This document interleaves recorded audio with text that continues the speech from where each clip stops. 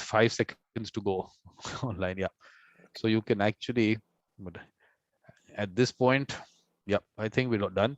And thank you very much, Yemi. Best part is that whenever I tell you, you do come in, and I'm telling you, your words of wisdom, the insights that you get are very interesting. And like I said, this lecture series is for those people who are outside the mediation circle, and we have to inspire them. And they come in, and we'll circulate it, and I'll ask everyone to share it, take it outside through maybe WhatsApp, also emails, whatever. Let's just spread the word and let's get them in. And please, totally yours if you want to introduce yourself and take it forward, please. Okay. Well, I'll introduce myself. My name is Yemi Akisanya. I am a lawyer, but also a mediator, and I spend most of my time in these days on mediation and on practicing mediation, teaching mediation, and also training mediators and training parties who would be representatives of mediators in a mediation. The theme of my lecture this afternoon, I'll say, is that mediation has come of age, and it is time for us to embrace the culture of mediation. I believe that we are in a new dawn in the management and resolution of conflicts and disputes. And we must therefore all prepare and get ready to embrace a paradigm shift. Yes, from the paradigm of mediation as simply an available dispute or conflict resolution method or process to a new paradigm wherein mediation and the mediatory mindset are embraced as a fundamental part of the culture and lifestyle of individuals, communities, and corporate organizations. Mediation is a funny kind of animal. And many times we have been told that mediation was practiced in old cultures.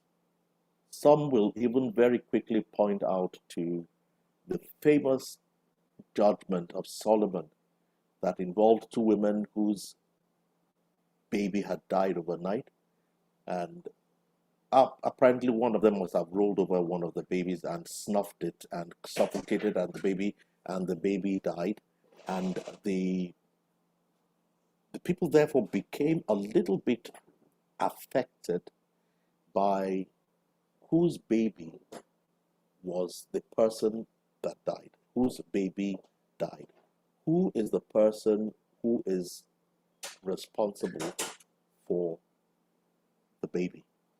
They came to King Solomon and they made their case. And after he had listened to both parties, they said, okay, fine. It's a very simple attitude. All you need to do is, can we have the live baby? We'll cut the live baby in half and we'll give each of you one half of the live baby. Of course, as soon as that was done, it became clear who actually owned the baby, because the lady whose own baby had already died said, yes, that's an excellent judgment. That is fair. Let's divide the baby. Now, the woman who really owned the baby said, oh, if that is that, she gives up her claim. Let the other lady have the baby. I often say to people that that decision is not a mediation. It was actually an arbitration. But on second thoughts, I realized that it could also be a mediation, because what happened was that Solomon the king did not make a judgment. Actually, the women themselves made a judgment. And I think what he did was the earliest example of what I would call reality testing. The people were confronted with the reality, and when they were confronted with the reality, the right decision was made. So mediation goes back into ancient times. Even Even in the days of the Greeks, in the days of the Aristotles and the rest of them, it was not unusual for people to gather round in a village council or in a council of elders and resolve their disputes outside of a purely legal process. Now, the thing is that in those days, a lot of what was done and what continued until recent times was more akin to conciliation, because those persons who took the decision actually recommended a resolution. They encouraged people to follow a particular kind of resolution or the other. So again, and that continued through the ages, and we had all sorts of things, and we had court cases. Along the line, also in the mainstream legal culture, the rigidity of common law led to the introduction of the principles of equity. And I believe that the principles of equity was the beginning of an introduction of what I'd call a human face, a human element, a less rigid approach, a more human approach to the resolution of conflicts. And that continued over the years and over the centuries until today.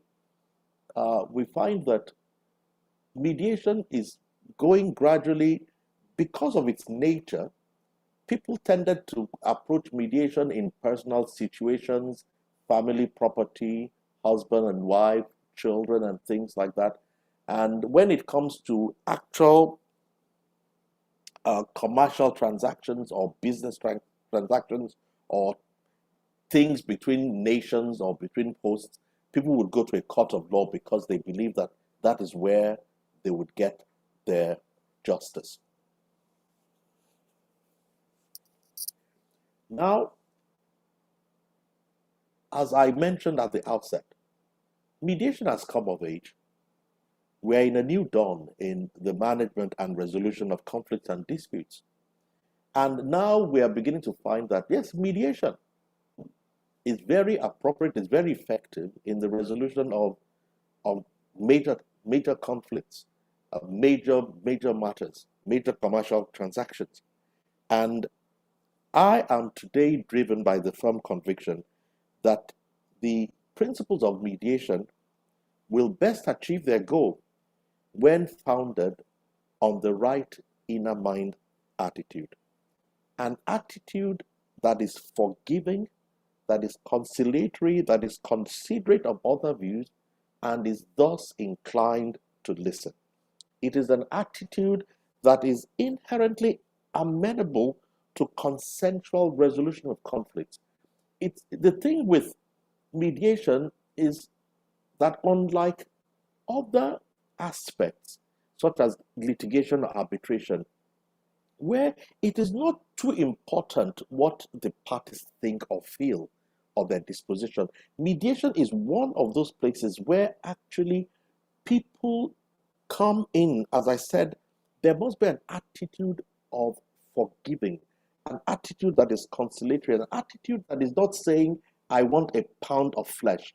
An attitude, you may remember the Shakespeare story of the Merchant of Venice and the place where the man said, I want a pound of flesh. And then when it came to the end, said, okay, fine, you're going to take a pound of flesh. And how was it resolved? The judge very wisely said, okay, you can have your pound of flesh. However, remember, what you asked for was a pound of flesh, no blood. You cannot take even a drop of blood. That was the resolution. And I find that what mediation has consolidated over the years is the consolidation of all those progressions that enable us to face the reality of the circumstances and what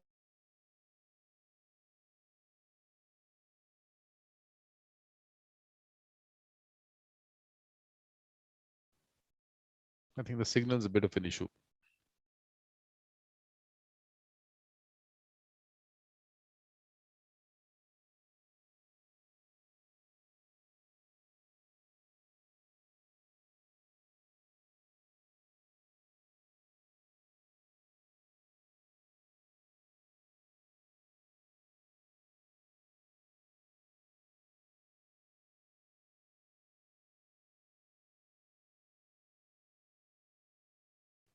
Yemi, you were on mute. You're on mute.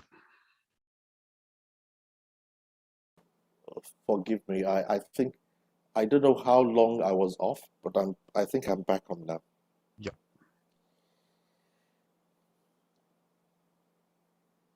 The thing about mediation is that today we're realizing that yes, it's not just a process, but coming to it, we have to have the right kind of inner mind attitude. I said it is an attitude that is forgiving, that is conciliatory, that is considerate of other views, and is thus inclined to listen.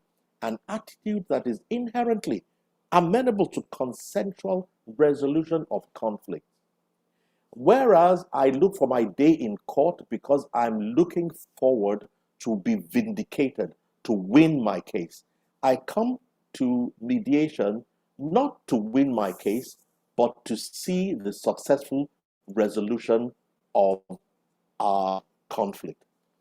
This is why either party will be reluctant or able to see the other party's view, even if it is totally indifferent to it. Now, when we come to mediation, we're not coming to win. We're not coming to be vindicated. We're not coming to be established. We're coming, in the words of one of the leading voices in the field of negotiations and mediation, that when we come there, it is a joint venture. The resolution of the conflict is in all our best interest. And it's important to note that one is beginning to understand that what is my interest may not necessarily be your interest. So that you may find that a pie that is made up of 1, 2, 3, 4, 5, 6, 7, 8, 9, and 10. All that matters to me may be 2, 5, 7, and 9. And what matters to that party is 1, 3, 8, and 6, and 10. But when we all put it all together, we get the total 1 to 10. And that is what is important. And I believe that one of the ways that would help us to fully entrench mediation today, the corporate organizations should lead the way. The corporate organizations need to lead the way. Many mediators know, in trying to market their services, that while these days individuals are more inclined to accept the use of mediation or the services of mediator, corporate organizations still seem hung up on either arbitration or litigation. I'm proposing today that corporate organizations should lead the way. No doubt it will be an uphill task, but certainly it is not an impossible task persuading our colleagues in HR management to support the promotion of policies which make a mediation mindset a fundamental part of the corporate culture. Yet, it is expedient that in much the same way as safety consciousness has become an intrinsic part of the corporate culture and lifestyle, we must now begin to establish, promote, and encourage a similar commitment and adherence to the core values and virtues of the mediatory lifestyle. Consensual resolution of conflicts and disputes must become the preferred option by far for corporate organizations and hopefully following after them, individuals too, just as it is now a widespread practice of modern organizations to celebrate accident-free days or minimal downtime from accidents and incidents. So I believe the time has come when parties and companies and cultural organizations should be celebrating 1 year without a court case, 1 year without a court suit, 1 year without a dispute. Why? Because they have put in place routinely a mediatory culture.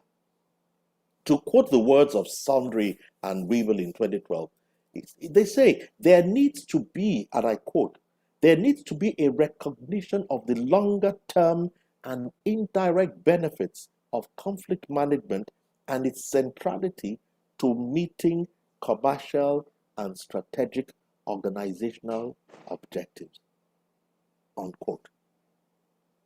The aim of the mediation mindset or strategy in corporate organizations will be not only to prevent or minimize awareness of conflict, it will be to ensure that the attitudes and responsibilities for successful management of conflicts within them, as well as the pertinent expertise and resources, are appropriately adjusted, managed, and applied. Generally, more attention ought to be paid to the use of formal mediation in the workplace. And this will be even more effective if it is done in the context of an organizational mindset or culture.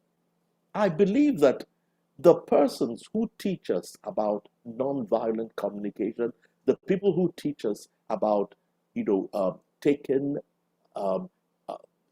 being mindful of our language and being, interpersonal relations, we'll find that we need to have a more integrated approach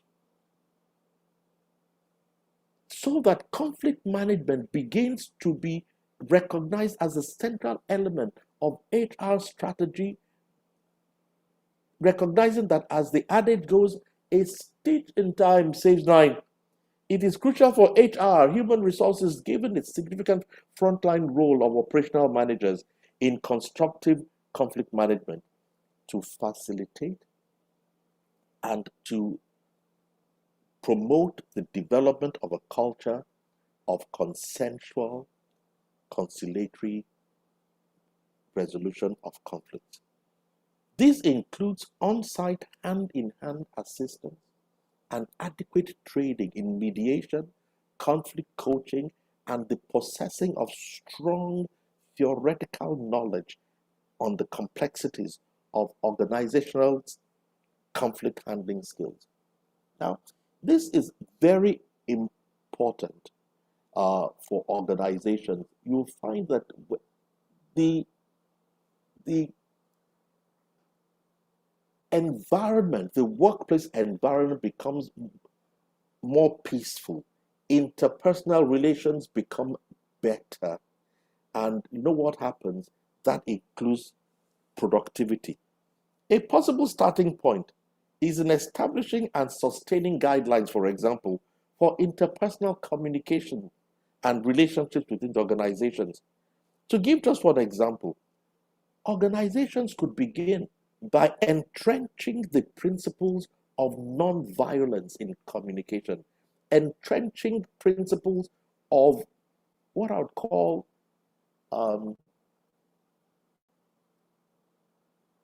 should I say courtesy, courteousness, being courteous to one another. And let's know that in this organization, we don't swear, we don't abuse, we don't shout. We also train people that in this organization, we don't shout. We don't shout.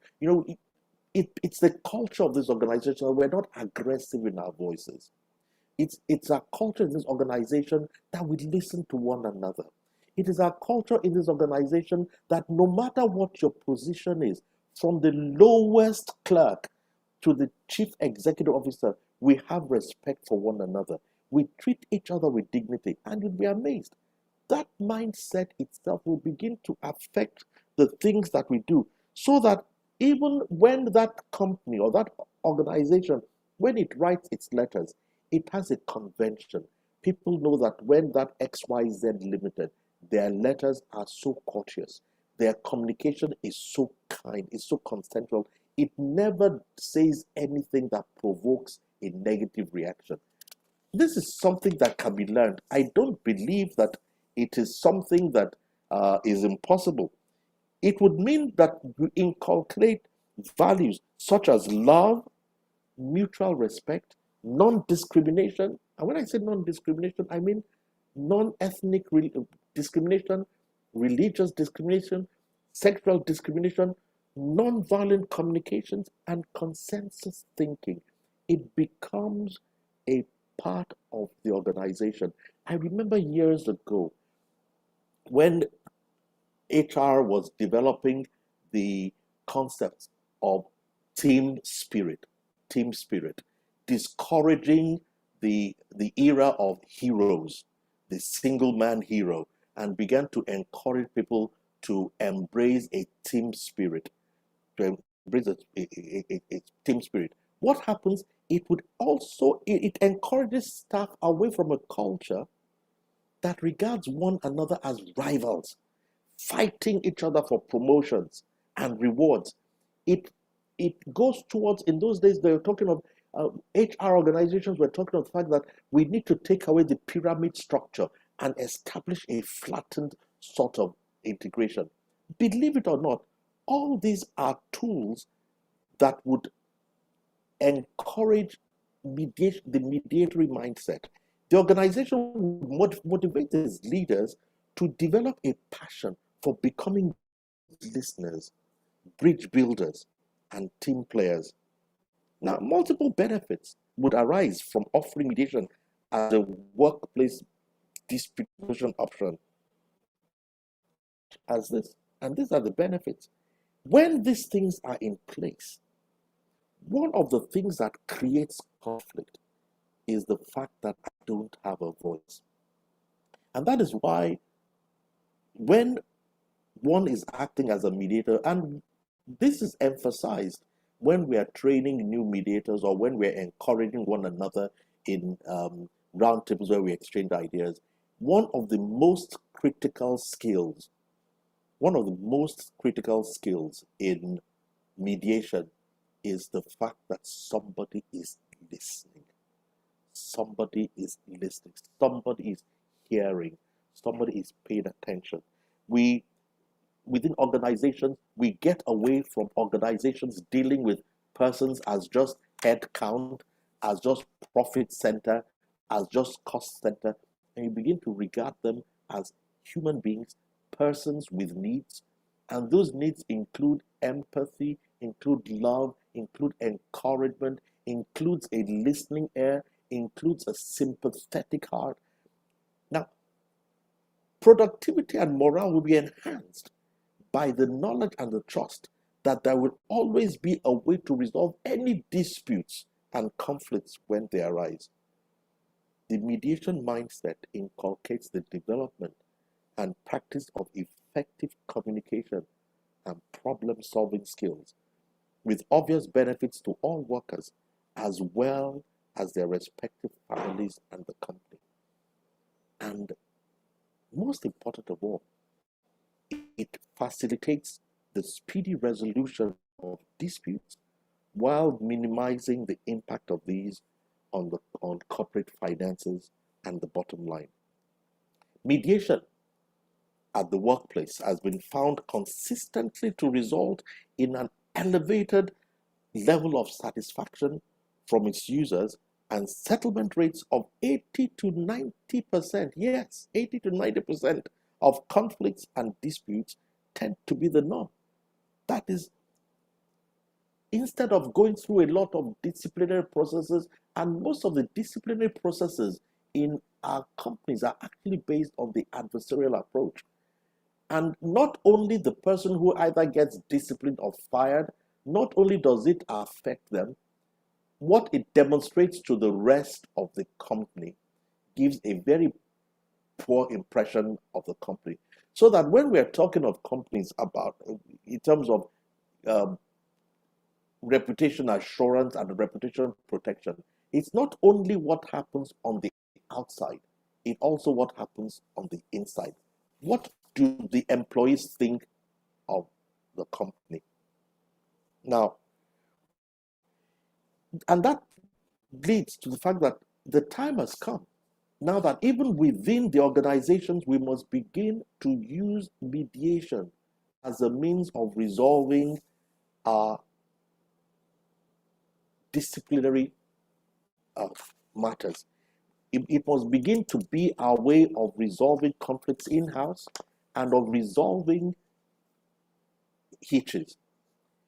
Now, one of the things that people say is that, like I said at the beginning, well, that's okay.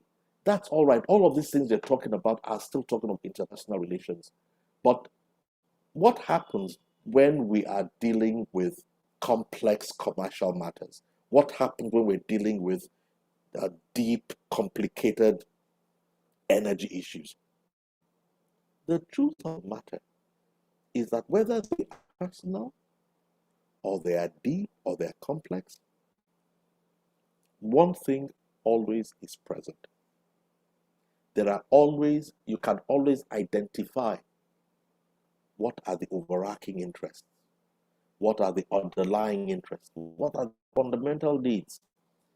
Sometimes things which in a court of law or in an arbitration you don't have a chance to explore, but the flexibility of mediation is offering parties now to understand that even in the complex matters that affect huge organizations, I remember vividly a matter where two major oil and gas operators were at loggerheads with each other.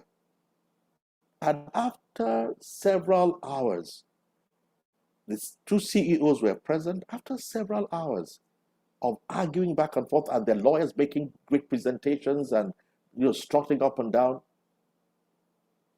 when the mediator noticed this, separated the CEOs, called them apart, and was able to challenge them with the real issues. What were the interests there? Within 90 minutes, they came to a settled agreement.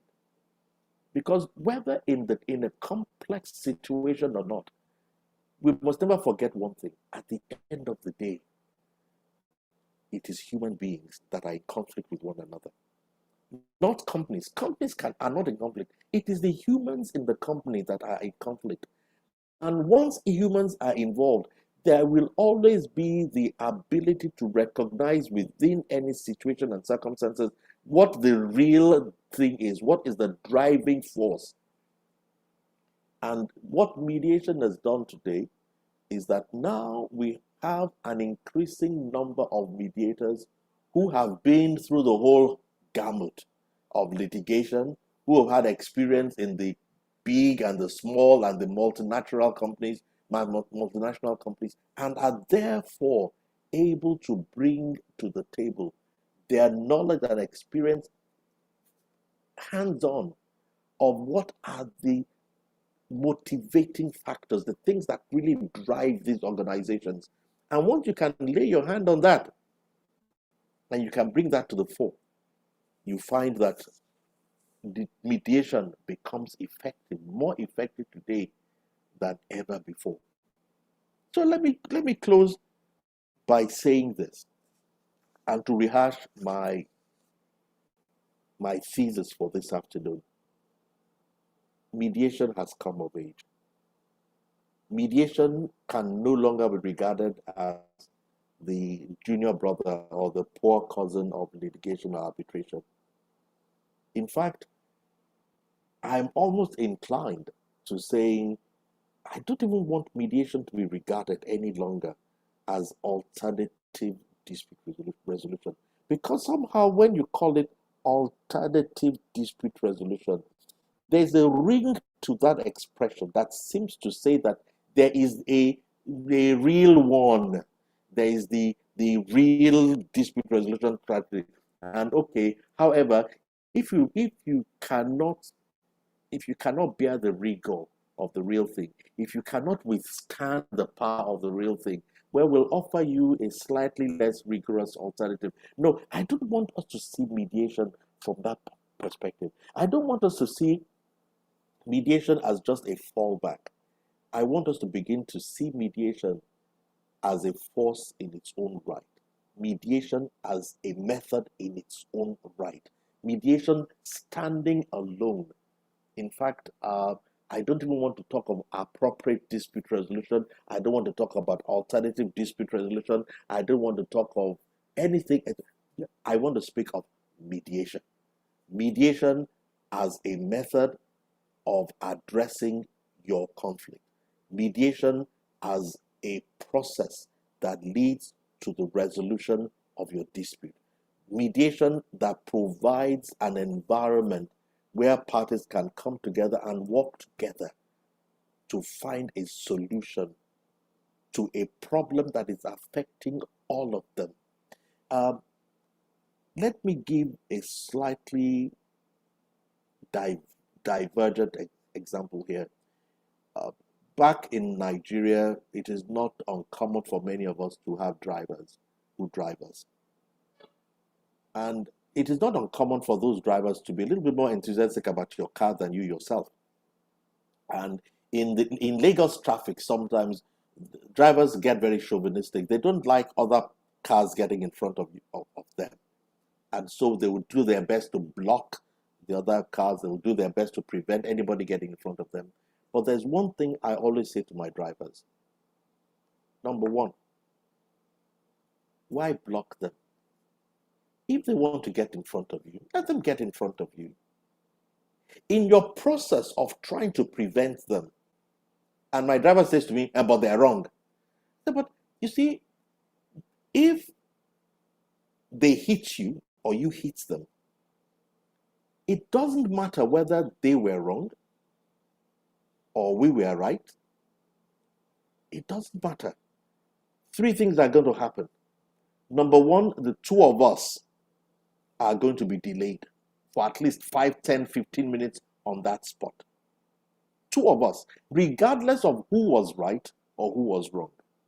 Number two, regardless of whose fault it was, both cars are going to sustain some damage that is going to take away something from their beauty or from their usefulness.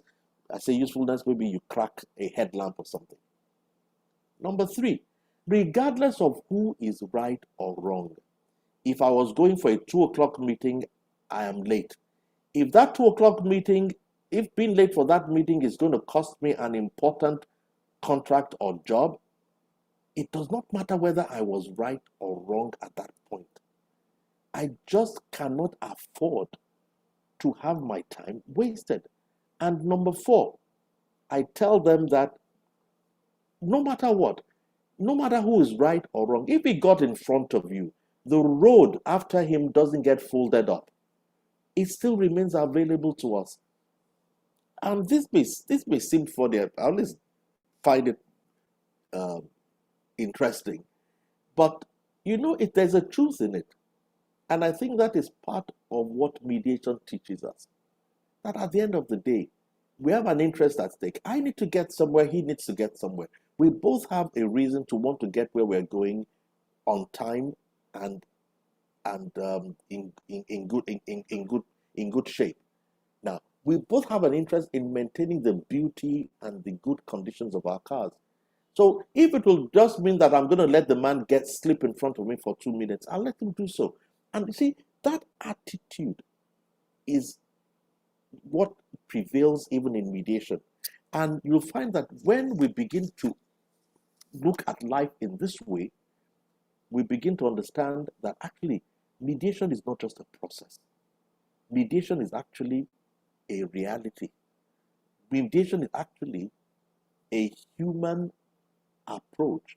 It's actually a human realization that when we fight ourselves, when we have a conflict, the conflict is not the issue. We always are the issue.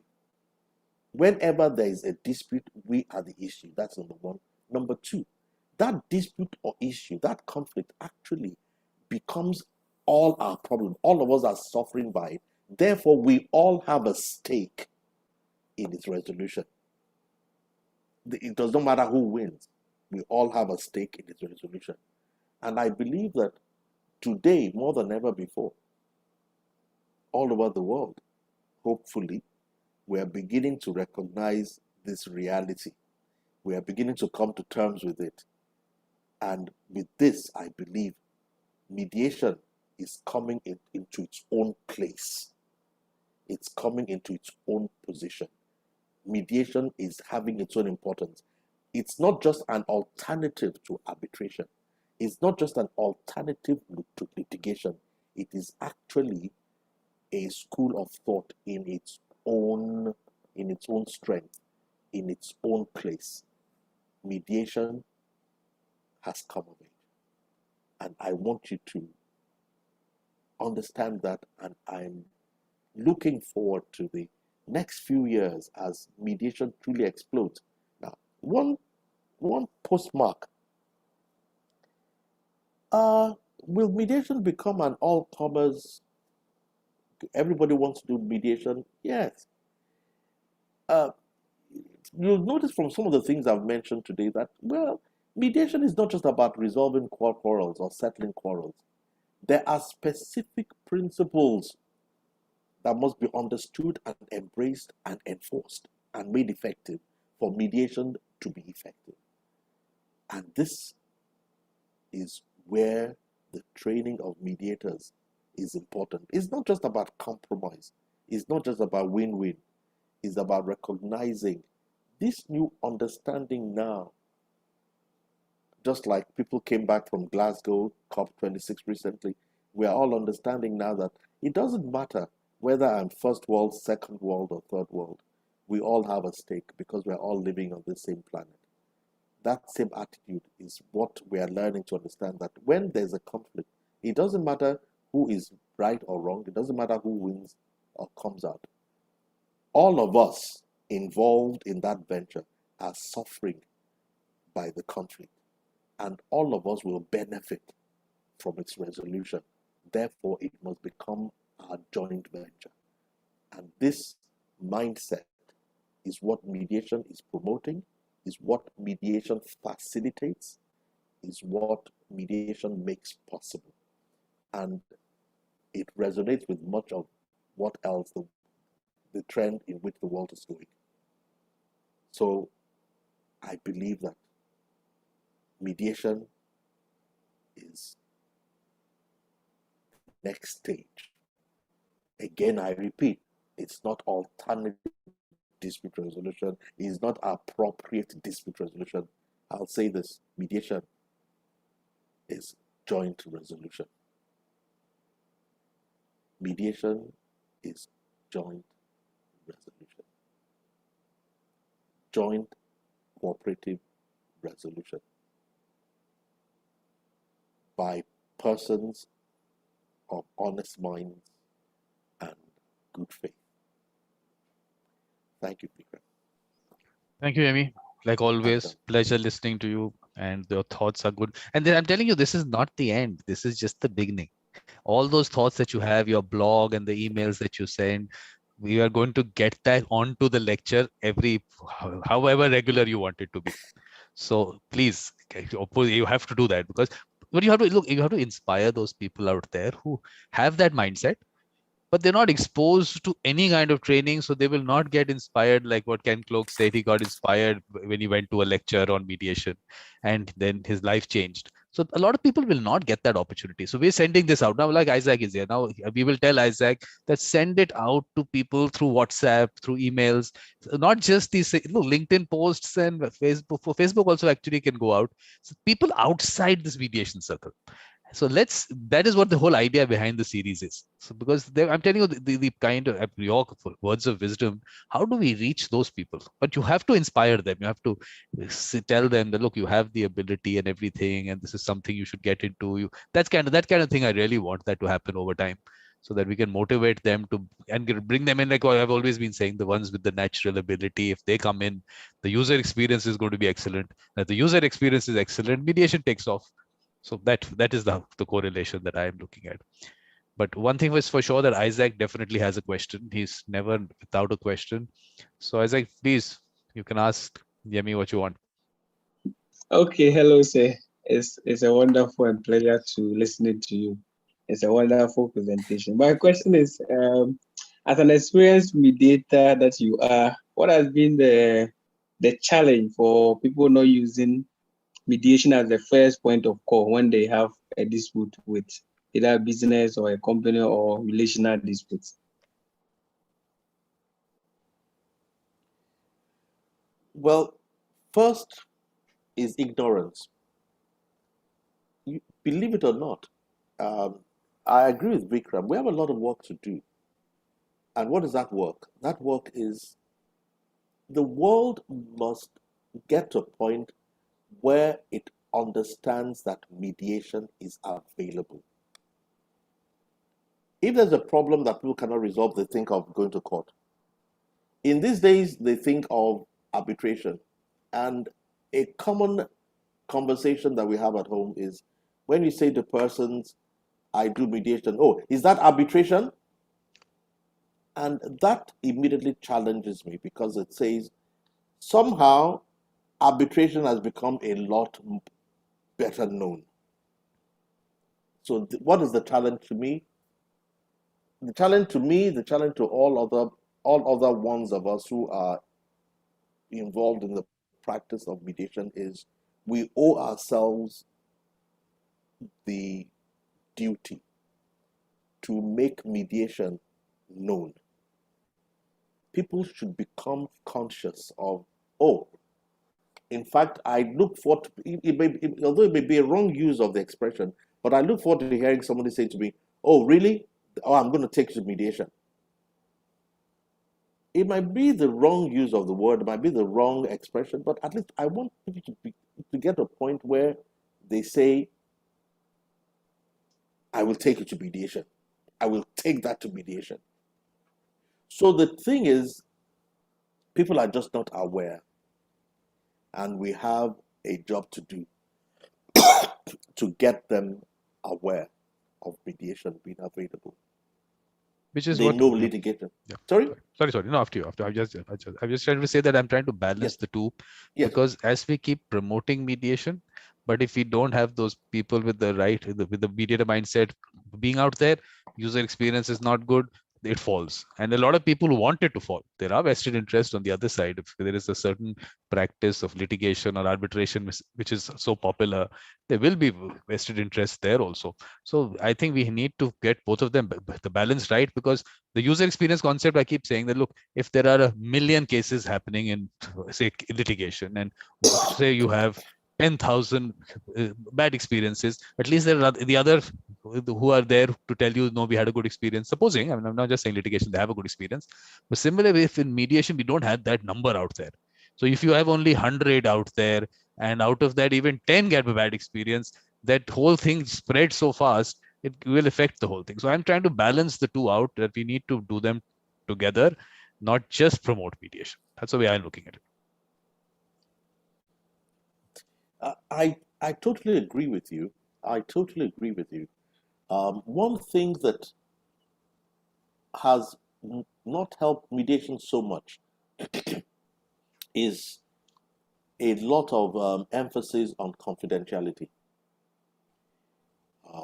Now, confidentiality has its benefits. That if people know that, well, I can do this quietly and privately, I may be more inclined to cooperating to get a settlement. However, I think we must begin to find a balance between confidentiality and the need to publicize the matters that have been resolved at mediation. Yeah. We need to find a balance between that. And that's one thing that I've labored on in my thoughts. How do we create that balance? How do we create a balance between confidentiality and the need to let people know that mediation is working and that mediation is effective? And one of the ways that I've found useful is every once in a while, when I've done mediations that have been good, I have taken time these days to ask the parties, is it all right, please, if I publicize your matter? I'll keep the really critical issues confidential, but is it all right if I use you as an example? And it has been of interest to me that in 6 out of 10 cases that I've asked, they've agreed. They said, oh yes, please let people know. And I find that it shows that they were satisfied with the process. They want people to know.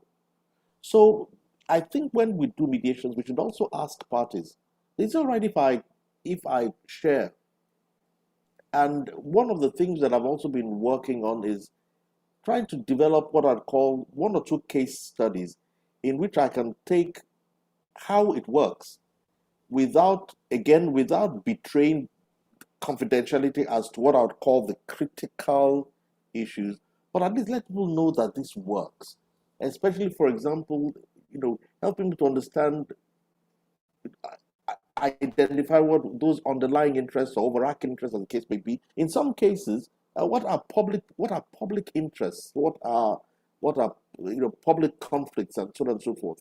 We need to find a balance. You know what I mean? We need to find a balance between that, because if more people see examples of cases that have been resolved satisfactorily, and they are testimonials. After all, people go to religious places and they give testimonies. Although I was sick, I prayed, I became better. So why can't I also be encouraged to say, well, I had a conflict with my neighbor, we went to mediation, and now my neighbor's son is getting married to my daughter next week. We became friends after that, etc., etc. I mean, why can't we publicize it? I think one of the things that we should be looking at, and I believe, Vikram, you're doing a really good job at promoting mediation, but I think one of the things is maybe we need to have almost like law reports, but we shouldn't do the law reports like All England law report or something, or all Nigeria law reports. But we should begin to think of ways, and I'm thinking of that already, by the way. I'm trying to think, in what way can we develop what I would call mediation reports in a way that would encourage mediation and will help to promote some of the germane principles of this. And this is an idea that I don't mind if anybody else wants to take it and run with it. But I think I've been laboring in my mind as to a good way of promoting what I'll call mediation reports, something that can be circulated, that can even help people to understand those elements of mediation, make it attractive to them, and let it not just be, like I said, the poor cousin of litigation. I think that would help. We need to promote mediation. We need to let people be aware of it as a viable, as an effective, as a credible method of resolving their conflicts and disputes. But let me tell you, Yemi, exactly what you said. I've already done that. I started a series called Mediation Works. This is now you've been saying large companies, and we should get them involved. This was a very large company, a high value dispute, and obviously this legal head sold out on it, on mediation. I recorded what he had to say. Very nice things he had to say about mediation. I posted it, and then I took it down.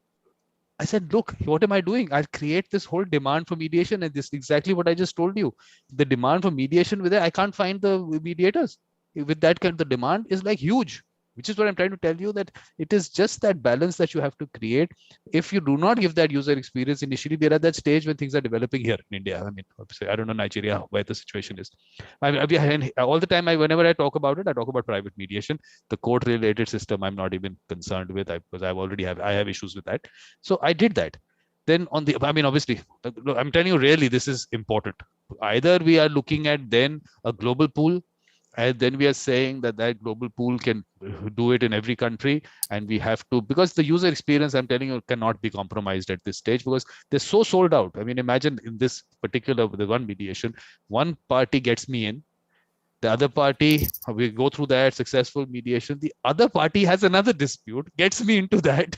There's so much work out there, because disputes are there all the time, but it's just that one good user experience can give you a major chain reaction.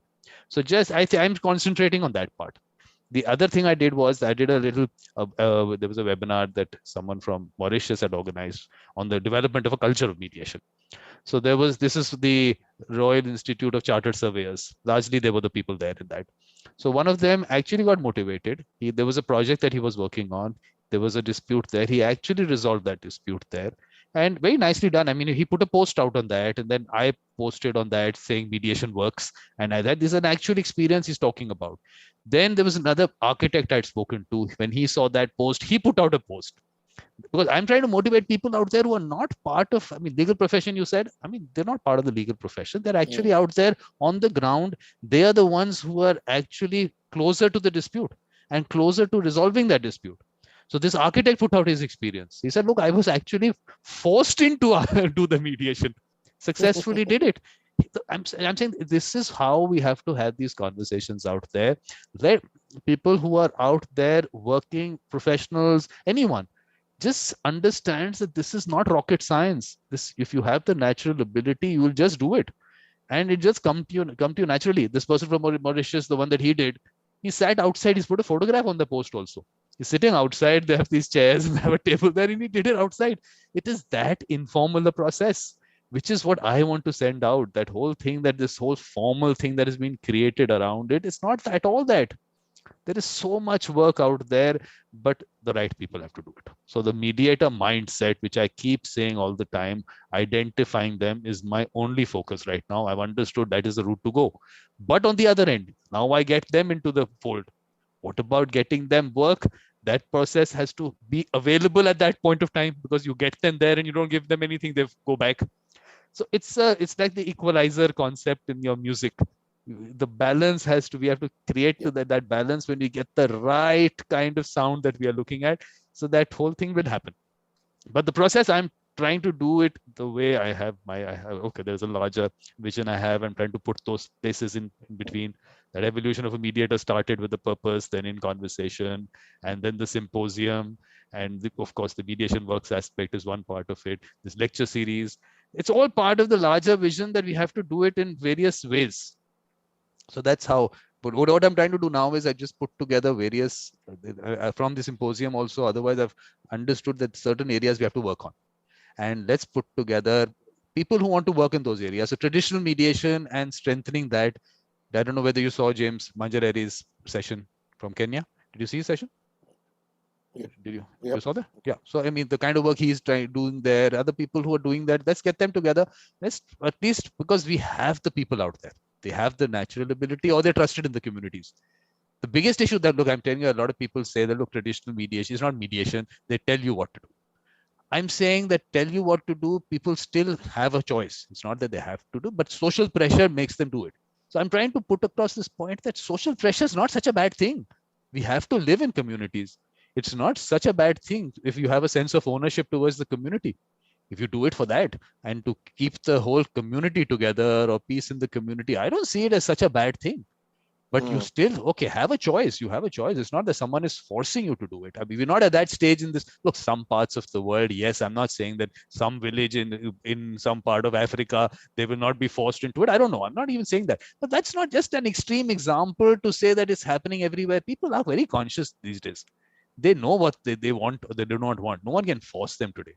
So what is happening is we have to tell these people who are traditional mediators, look, your relevance will go if you force them to do anything, because they're not going to listen to you, and they'll move away from this dispute resolution system.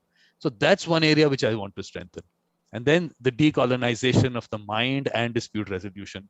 That's an area which I want to work on. And then the fact of the whole concept of getting the governments to take it part of that, which of course we were discussing in another Saturday session, that part of it. I mean, there are areas which have been, they're all out there, but you just get the right people to start having conversations on it. That's the biggest thing. Like you've seen Luis Orez, what he's doing in Peru with the communities and the larger communities being affected by infrastructure projects or mining projects, how he's getting those together. A major area to work on. There's so much work on that available to be done. But I'm still going down to the other end of work for mediators in contract drafting. Sit in contract drafting. You have a third person who's sitting there. You see that the contract will become a fair contract. You will not have a dispute after that. Very major area to work on. So much work to be created. And I think we have to just go beyond what structure that is being created around mediation and think of it as a large area where you can create collaboration or conversations, be there. Wherever it might be, with the government, it could be, with communities, it could be, like I said, contract drafting, document drafting, everything. a person, neutral person. That's why I don't even want to use the word neutral. I'm a third person who is trusted by the parties. I'll just keep it to that. It doesn't have to be neutral, doesn't have to be independent. Let the parties decide. But trust of the parties is important. And that is where I feel that traditional mediation, which David Shimoni is also talking about, and all that kind of thing, is I think we need to just bring that in. So that's a larger thought. We'll work on it. I mean, definitely you're doing so much work in you're in Nigeria. That organization that you started, I mean, you're doing something there? Yes. As a matter of fact, one of the things that TDSH, the District Solutions Hub, we call it, will be doing is exactly what you're talking about. Identifying mediators, trying to get mediators, not just, you see here, there's something you mentioned which is important. Many mediators in Nigeria, especially in Lagos, have the notion of mediation from the court-connected mediation. Exactly. So the average mediator in Lagos will tell you, oh, I'm a mediator with LMDC, that is the Lagos Multi-Door Courthouse. And I'm not by any means running it down. But the court-connected mediation is so limited because already parties have already come they've sued one another to court. 80% of the cases are cases that are referred to mediation from the court. You have what you call an ADR track. Now, one of the things that we're trying to promote is a situation where parties would see mediation as the first port of call. And parties will begin to understand that, well, look, we can resolve this matter without even going to court. And we don't have to do it in a courtroom. We don't even have to do it in a boardroom. I was encouraging an organization recently, and I said, well, look, we don't have to be in a courtroom. We can do it in a hotel room. We can do it in a hotel conference room. We can do it in a restaurant.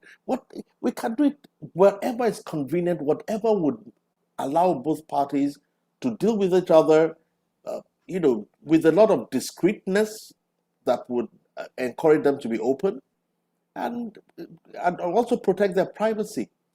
And we're also not understanding that, you see, mediation will not be effective if mediators don't learn the proper skills of mediation.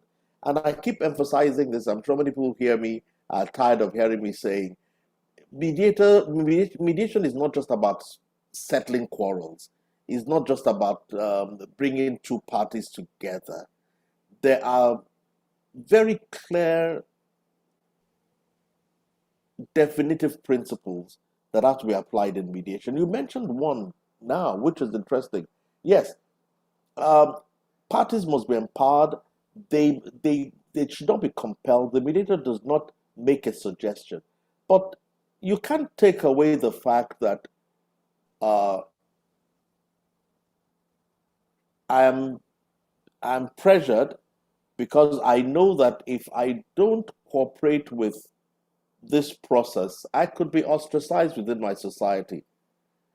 That is still a choice you make, to be ostracized or not. But so long as you have that freedom to make the decision, it doesn't mean that your freedom may not have consequences. Look, I have the freedom to drive my car down the highway at 100 miles per hour. That's fine. But the police also have the freedom to stop me and give me a fine for excessive driving. That's right. It doesn't take away my right to drive at 100 miles per hour. It doesn't take away my right to drive at 200 kilometers per hour in the wrong place. It's the famous saying that everybody has the freedom to swing their arms, but the freedom ends where your neighbor's nose begins.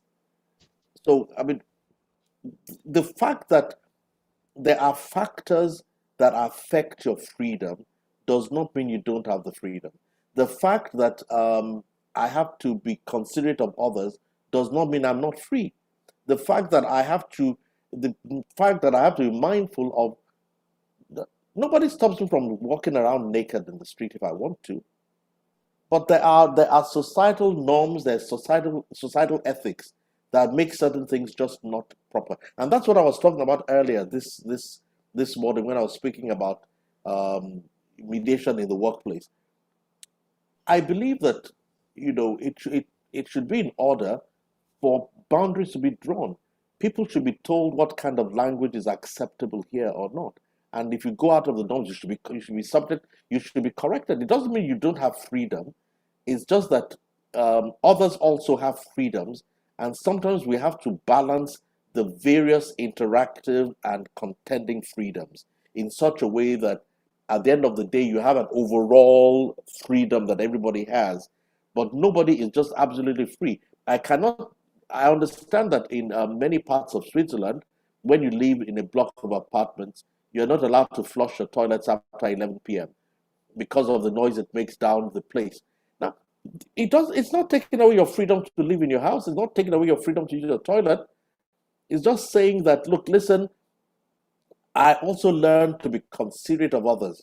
Exactly. So the fact that I am inclined to take a decision in a particular way because I'm aware of what is acceptable in my environment or in my community or in my society doesn't mean I don't have that freedom. And I would therefore not say that in such circumstances that is not mediation. That would be a misinterpretation of mediation. Absolutely. And this is right. I think maybe the concept comes from individualistic societies where maybe in their mind they do not have a concept that the larger social aspect has to be considered. Maybe I don't know how this whole concept came in, but for us, look, there's a very nice session. Up till now, the last session recorded, session number 96 with Shadia Maraban from Indonesia. Please have a look at the session. Very nicely, we've discussed these aspects of the way we have to create it. She was talking about the Asian model of mediation, but I think that Asian African will be quite similar. So we should, this is another one of those areas I told you where the areas that I'm working on.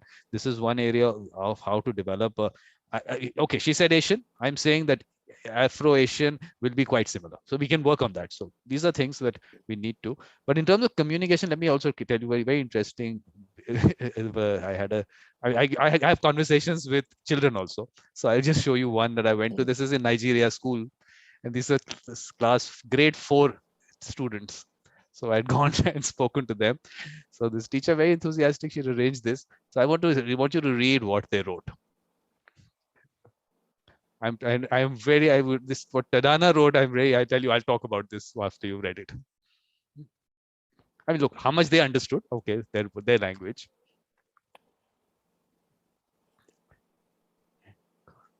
And this is what I like. I want to try to become like a mediator. This is what we need. We have to just have conversations, and then they just need to know that this is something that happens.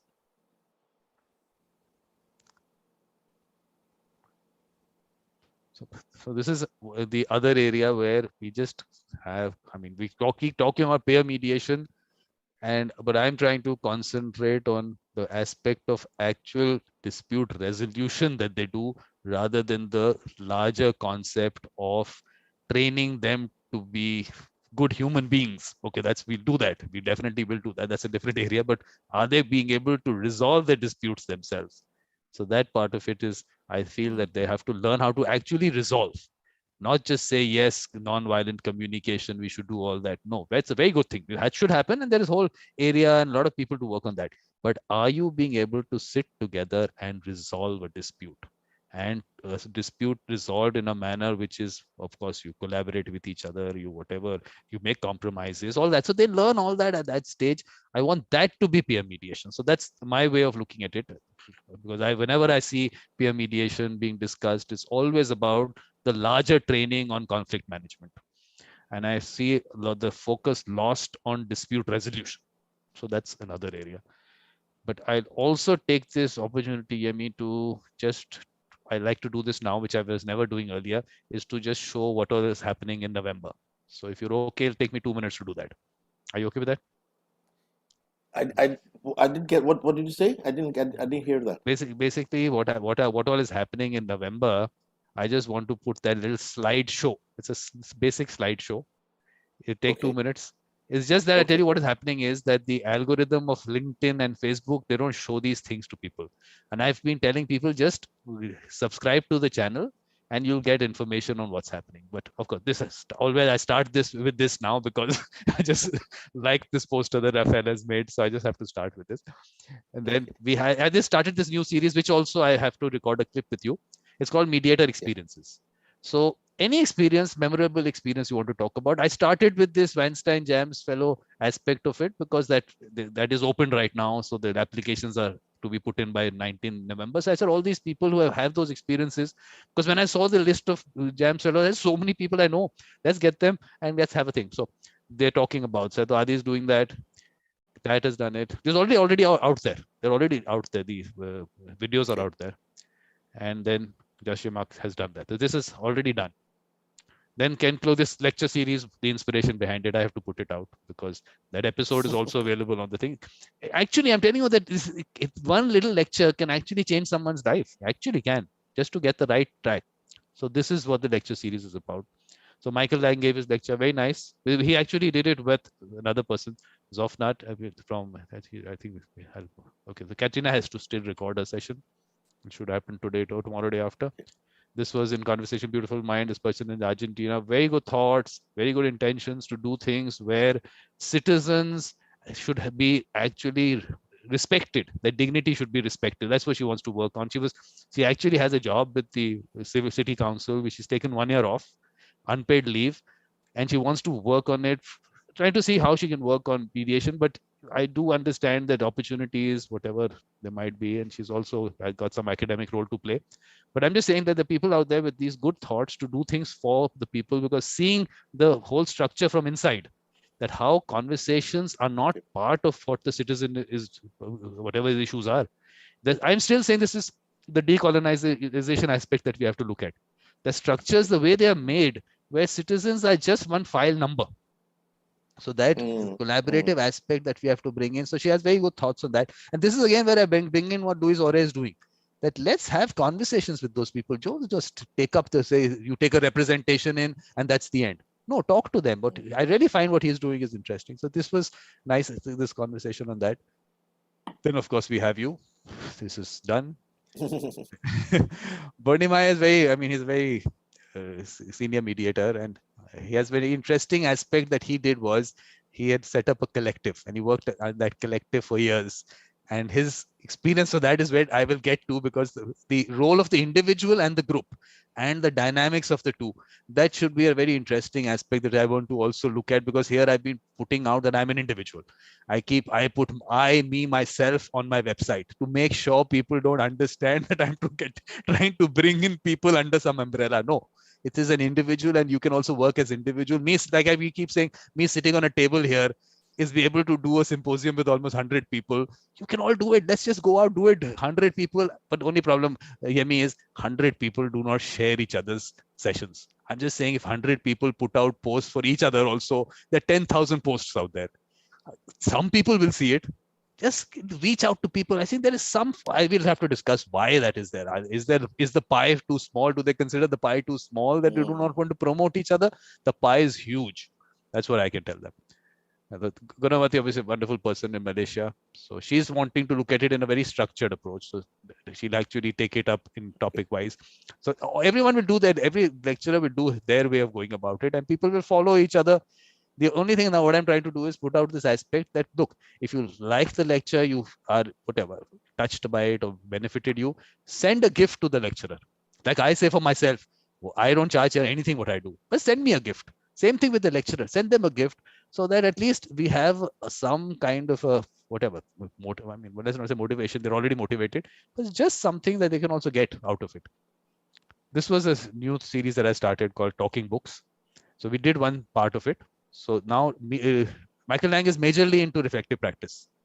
So what is going to happen on 20th is he has these practice groups all over the world, reflective practice groups.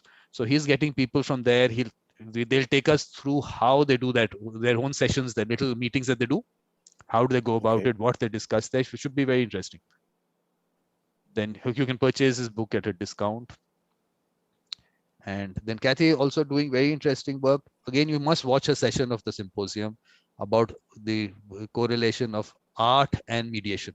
Worked on that. And she was covering the COP26, and she's put out very nice posts, very nicely. She's given the summary there. So that's really interesting. And then we have Rafael, who made that poster. He comes in as a lecturer from Mexico. I haven't put countries in front of the lecturers. One second, I just didn't Okay. put that. I'm not putting countries. I'm saying the lecturers are beyond countries. Yemi is not Nigeria. He's not. He has some. He has a role to play in the world. So I've cut the country out. You're okay with that? What do you think? Sure, no problem. Yeah, sure. I agree. I totally agree. I totally agree. And there, I totally agree. And it's one of the things we're promoting here with the dispute solutions hub. Well, one of the things that I'm particular about, though, uh, in our part of the world is the education or the actually I would say the training, the education we have with respect to mediation is not good enough at the moment. We in many parts of the world, some of some of the environments from which some of the mediators have talked about here, in the environments in which they've come, mediation and some of those systems are a little bit more mature. They've developed a little bit more. We are still in a very rudimentary, elementary stage of mediation in Nigeria. And therefore, the expediency we have, and that is what we're trying to work on, is to try to very quickly spread the right standards, the right thoughts, the right principles about mediation. Otherwise, in my part of the world, if you don't do that, it will, before you realize it, people will be doing all sorts of things that you will not call mediation. I mean, I hate to use this as an example, but see what has happened in the area of Christianity, what we call Pentecostal or evangelical Christianity here. It's gone completely out of hand. And some of those Pentecostal pastors are doing things that are just totally bizarre. And if we're not careful, the same thing is going to happen in the area of mediation. By the time it becomes just like an all-comers thing, there seems to be no standards board. With the Orthodox churches, there are very clear rules. There are things you have to go through. There is hierarchy, there is organization, there is structure. But anyone can stand up and feel inspired and start a church now. And before you know, he has a following, he has thus said the Lord, and he's doing anything and about anything. And because of that, because of the things that they are doing, they're giving a bad name to the rest of those who are doing the right thing. And the same thing, we have to be careful in the area of mediation. That same risk is there. We have to come to a point where we understand that we need to protect and project right standards in mediation. We have to protect and project the right standards in conflict and dispute resolution. We have to understand what it means to be in mediation. We have to also get people to understand that, okay, fine, well, there is a place, or there is some group, or there is some organization, or there's one group, one collective where I know that, okay, fine, there's some sanity here. I can go here, I'm safe. I know what I'm dealing with. And that is one of the things that we are trying to do at the moment, by ensuring that people know who is who is a true mediator, who is practicing proper mediation, and what are the valid principles of mediation, and how do we make that effective? Because at the end of the day, I'm not just a mediator because I want to talk about mediation. I'm a mediator because I intend to make a living from mediation. I intend to earn an income from mediation. I intend to earn a revenue from mediation. I'm a mediator because I intend to show people that there is a value that I'm bringing to their lives by helping them to resolve disputes or conflicts in a particular way, and that value um, is worth being paid for, and they should pay for that value. That is what it is about, without necessarily turning it into a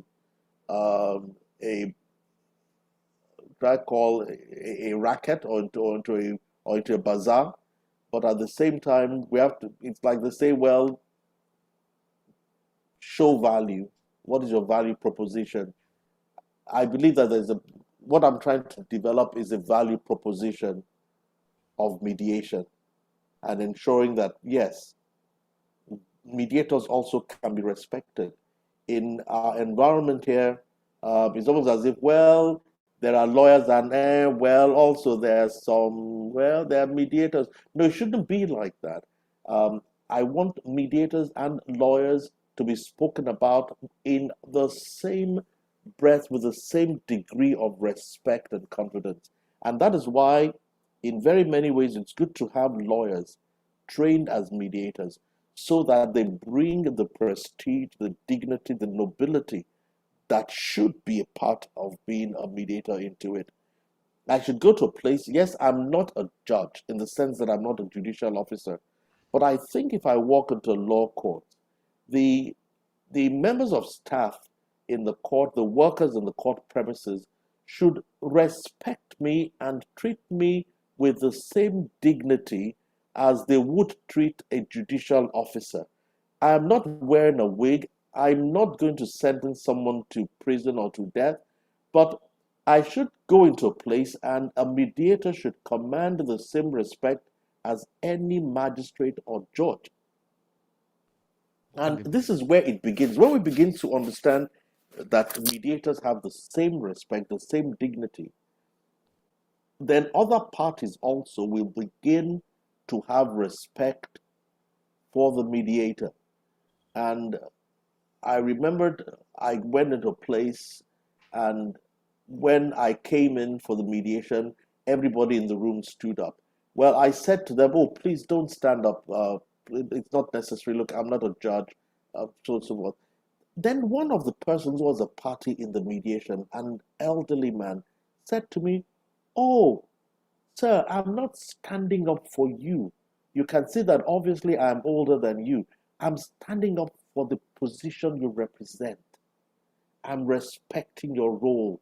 You're not a judge, but we are depending on you here to help us find a resolution. Therefore, that is that respect I'm showing you." And it taught me something. And even though I'm not asking people to stand up when I come in now, but that old man taught me an important principle. He said, I'm not standing up for you. I'm obviously older than you, but you represent a principle. You represent an institution. You represent a thought. That is what I'm respecting. And I feel that mediators, we should get the practice of mediation to that level where we're not cheap. We're not inferior. We may not wear robes. We may not wear a wig. We may not have the power to cite people for contempt. But that's not we don't cite people for contempt, not because we lack the power to do so, but because in what we're doing, it is not necessary. It does not apply. It is uncalled for. But there should still be some respect for the mediator. There should be some recognition. I was speaking to the Lagos Multi-Door Courthouse director recently. I said, it's not right to ask mediators to come in and we are paying them such paltry sums of money to do the mediation. What are you saying? You're telling us that you don't value the work. You don't value what they're doing. Now, a judge is paid a very big salary. Why don't you pay mediators well also? It will give them a sense of well-being. It will give them a sense of dignity and recognition. And it will also cause the parties in disputes to respect the mediator and not make them feel, oh, he comes in and looks at him and says, well, who is this? Probably he earns less than the clerk in my office. So he looks at you with the same kind of thing. And in that respect, sometimes I thank God, not out of pride or arrogance, that sometimes people come into a mediation and when they see you there, they can feel a sense of, oh, this is my peer, where we belong to the same class. So we have to find a way of promoting mediation to a point where it has dignity, it has class, it has prestige, it is respectable, it is not beggarly. Which I think you've picked up these points which I've already thought about and which I'll tell you my view on this. But that's why I was trying to go backwards to what we say traditional mediation as such, which is happening. These are people who are trusted. They are valued as people in that society who are doing that mediation. Yeah. That aspect of whether they're telling them what to do and the person is accepting it because of social pressure, that's a different thing. I mean, that's up to them. But the fact is they're trusted. Now you have these people who are trusted. Yes. They know that, yes, mediators are like that, but they are not paid for it most of the time because their social position is such that that by itself is something which is important to those people. So they might just do it for their social position. I mean, it's perfectly all right. That's up to them. But the fact is that these people are out there. People know that they don't call them mediators. They don't even know that word. I mean, sitting in a small place in Africa, they don't know what a mediator is, what that word is, but the word is going around. That's why in the symposium, the whole idea was that they might not be familiar with the word, but they're familiar with the process. So now in their mind, a mediator is already a respected person. We don't talk about it. Yes, they have that concept, but you have to tell them this is a mediator. So we have to correlate that, which is what my whole idea behind the symposium was. Correlate that. These are respected people. They provide value, that there is a value they bring in. So respect that, value it. On the other end now is the other aspect that you picked up is the multi-door courthouse and the aspect of the court system. The court system cannot ask parties to pay because that will be challenged. Because the party has come to you for a decision by the court, you are inefficient institution. You cannot give them justice. You're denying justice by delaying it. So you are sending them to a process which they did not come for. Now, if you ask them to pay for it, it has been challenged. Adi has spoken about it. In Romania, it was challenged on this reason. You can't, I mean, the point is you can't force a party to go for a process they didn't want to come for. So you can't ask them to pay. So if you can't ask them to pay, either the state funds it. Is the state willing to fund? And like you rightly said, they should be paid, if not more than judges, at least as much as judges. They are actually helping you resolve a dispute. So, and there's a finality to that decision. So as much as what a Supreme Court judge is paid, because there is finality to the settlement. So will the state fund that? Will the state fund it? No, that's not happening. I mean, we have to work on that. Yes. But we have to, on the other end, I keep saying, you said about the lawyers and the mediators. I'm saying you have a multi-door courthouse, have a multi-door resolution kind of you say a mediation center, you call it a litigation center. Pay that lawyer as much as you pay the mediator for the entire case. Let him do it. So all the lawyers will be on the street. All of them will stop the functioning of the court. If you give them $40 in Lagos made multi-door courthouse, it's only $40 for the entire mediation. Ask the lawyer, he can only tell the lawyer you can only charge $40. If you want to be part of the court system in the litigation center, like in the mediation center, you can only charge $40. Will that happen? It will never happen. These are just decent people. Mediators are just decent people. They will never be on the street to fight about it. And this is what is being taken advantage of. I know lawyers who are in mediation centers in courts. They just love doing that work. But they're not paid for it. They're frustrated because this is what they want to do, but they have to go into a court and argue, which is you just don't want to do, which is where that mediator mindset comes in.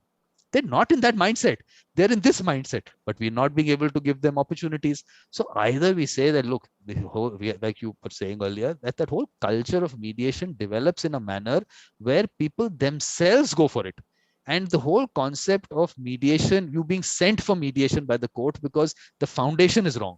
mediation and courts is not related to each other. So what will happen is you'll say mandatory mediation. Yep. You'll say we'll put costs on you if you don't go for mediation. The foundation is wrong. You'll come up with more and more absurd things. First, you have to sit in the first session. It's like telling the people you are forced to do something. No, they should want to do it. And finally, it has to move out totally. And there's no concept of a court being part of it. And in the symposium also, I spoke about this. They dig deeper into the US system. The court system is what mediation is connected to. It is only today spoken about because the lawyers have taken control of mediation. The mediator is not getting anything. The lawyers are earning as much as what they would earn in a trial. They're happy. That's why mediation is what it is. But is it really what we are looking at mediator? Look, my concentration is on mediators because I keep saying they're special people, and these are the people we need for other things. What Ken talks about the role of mediators, a larger role. How do we give them a larger role when we can't give them work enough to take it up? So I think, look, these are discussions with you. It's lovely having discussions, but I do understand your lack of time on this right now. So at this point, we'll have the next lecture whenever you schedule it for me, any Wednesday, whenever you want to do it, because we have to. I will let you know. Yeah, we'll do that. So thank you very much, Yemi. Always a pleasure listening to you and talking to you, and your ideas are similar. We have to work together on that. So thank you very much. Thank you, Vikram.